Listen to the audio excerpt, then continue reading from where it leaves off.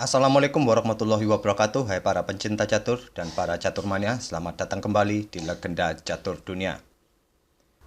Game kali ini yang saya akan ulas kawan-kawan adalah permainan dari Nofrendra Priasmoro, Grandmaster ke-8 Indonesia. Nofrendra ini mendapatkan Grandmaster pada akhir bulan Februari yang lalu saat dia mengikuti turnamen di Liberec, Ceko.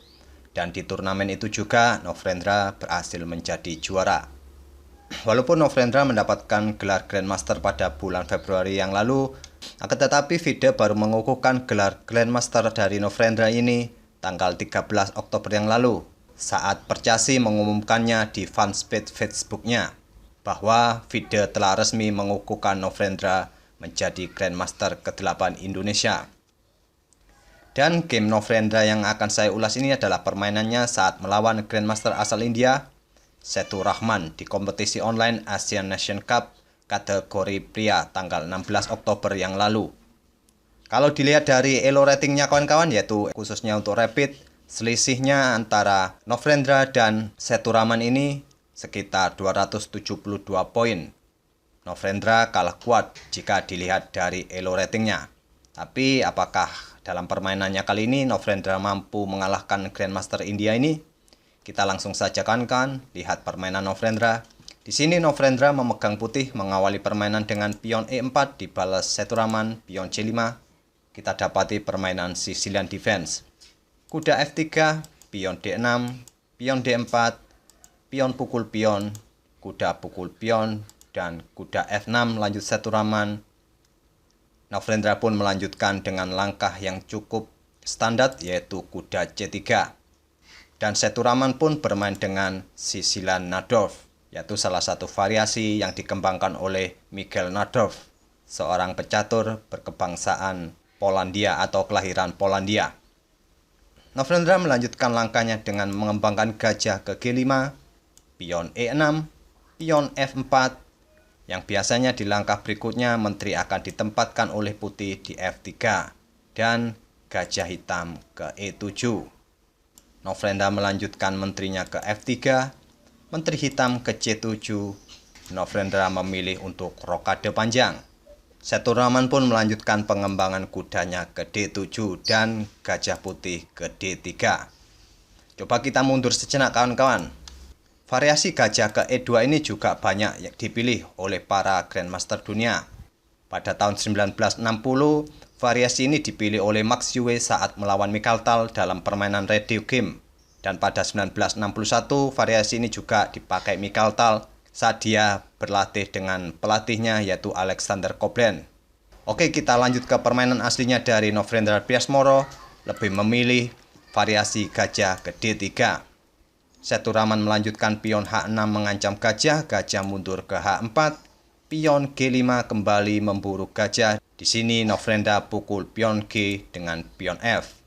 Setu Rahman melanjutkan kuda ke E5 mengancam menteri, menteri ke E2, dan Setu Rahman tidak melanjutkan untuk pukul pion putih, melanjutkan kuda ke G4, mencoba menginfiltrasi pertahanan putih di sayap menteri.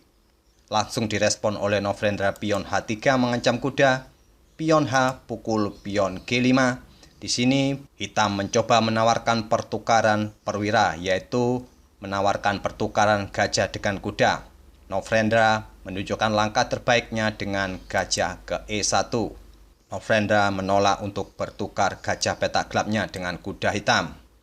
Setu Rahman melanjutkan langkahnya dengan kuda balik ke F6, beteng putih ke F1, kuda hitam ke H5, dan pion G3. Respon Nofrendra mencoba mengontrol peta F4.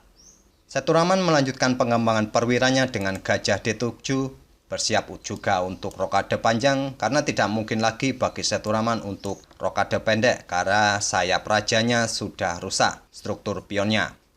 Dan Nofrendra menggeser rajanya ke B1. Setu Rahman pun rokade panjang. Dan Nofrendra melanjutkan langkahnya dengan sebuah jebakan, yaitu kuda ke F5. Nofrendra mencoba mengorbankan kudanya. Sekaligus kuda mencoba mengancam gajah petak gelap di E7. Apabila di sini kawan-kawan hitam menerima pengorbanan kuda putih, putih akan melanjutkan kuda ke D5, mengancam menteri serta menggarpu gajah. Apabila menteri hitam pindah ke petak terang, kuda akan pukul gajah skak menggarpu menteri. Bila menteri hitam bergeser ke B8, kuda melanjutkan pukul gajah skak, raja ke C7, gajah ke A5 skak ditutup dengan pion B6, dan putih bisa melanjutkan kudanya ke D5 skak. Dan hitam akan mendapatkan kesulitan yang cukup berat di langkah-langkah berikutnya. Pada permainan aslinya kawan-kawan, Seturaman tidak menerima pengorbanan kuda putih, melangkahkan gajahnya ke F8 menghindari ancaman dari kuda. Novendra melanjutkan langkahnya dengan kuda ke E3. Gajah hitam ke C6 mencoba memperkuat kontrolnya di petak D5 dan pion A3 lanjut Novendra. Sebuah langkah wait and see kawan-kawan menunggu langkah berikutnya dari Seturaman. Seturaman pun melanjutkan langkahnya dengan gajah G7. Novendra melanjutkan pion H4, pion G pukul pion G4, pion putih pukul balik pion hitam, dan raja hitam bergeser ke B8.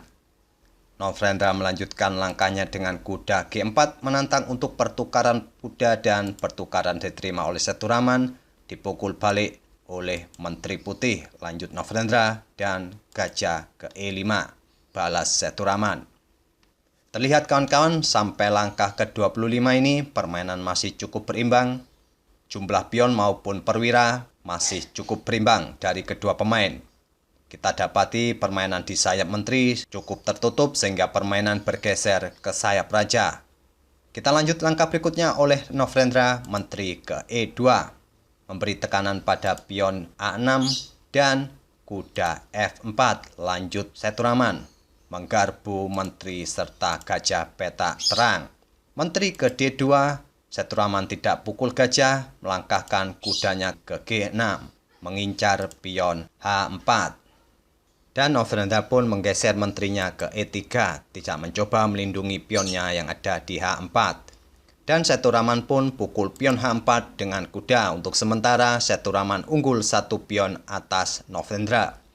Novendra melanjutkan dengan gajah ke F2 memberikan ancaman skak di peta A7 dan pion B5. Respon Seturaman membuka akses bagi menterinya untuk mengontrol peta A7.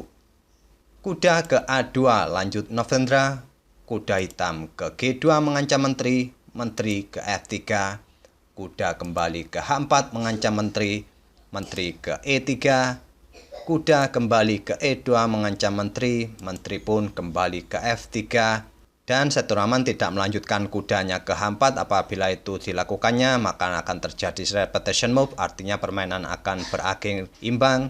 Seturaman menggeser betengnya ke G8 untuk melindungi kudanya.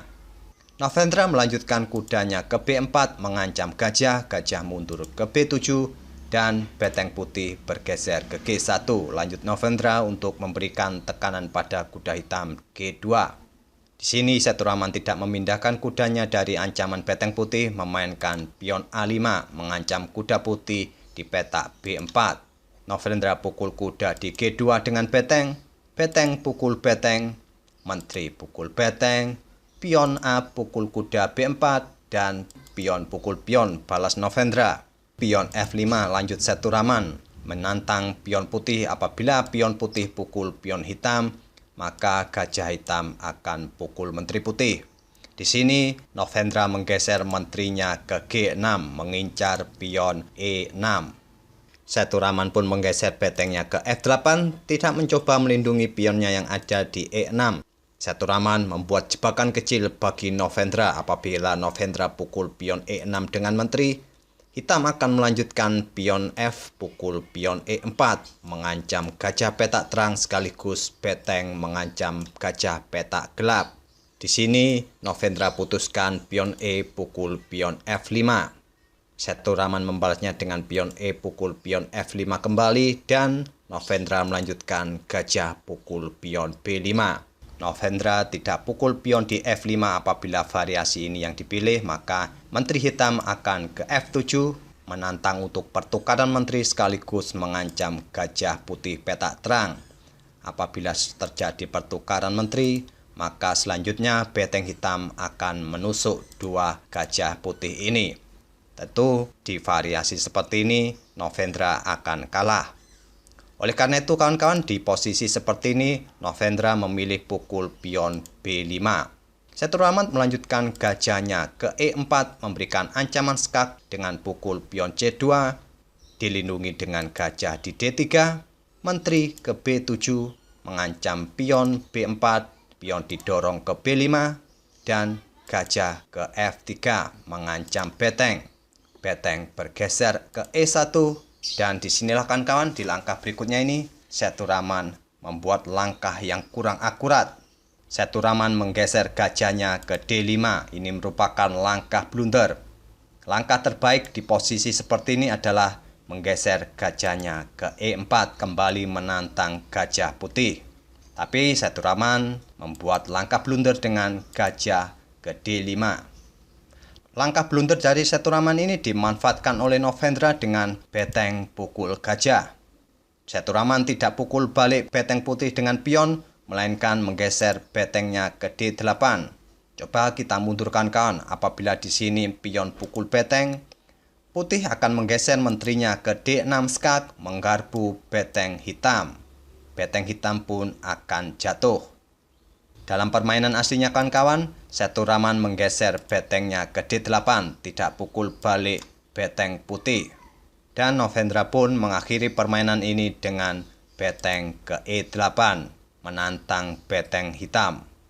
Di sini, di langkah ke-46 ini, setelah Novendra melangkahkan betengnya ke E8, Setur Rahman pun menyerah di langkah ke-46. Itulah kawan-kawan permainan dari Novendra Priasmoro saat berhadapan dengan Grandmaster asal India, Setur Rahman. Walaupun dengan selisih elo rating yang cukup menonjol yaitu 272, permainan Novendra masih cukup mengimbangi permainan dari Setur Rahman dan berhasil juga mendapatkan kemenangan. Oke kawan-kawan, terima kasih telah menyaksikan video kali ini. Sampai bertemu di video-video berikutnya. Wassalamualaikum warahmatullahi wabarakatuh.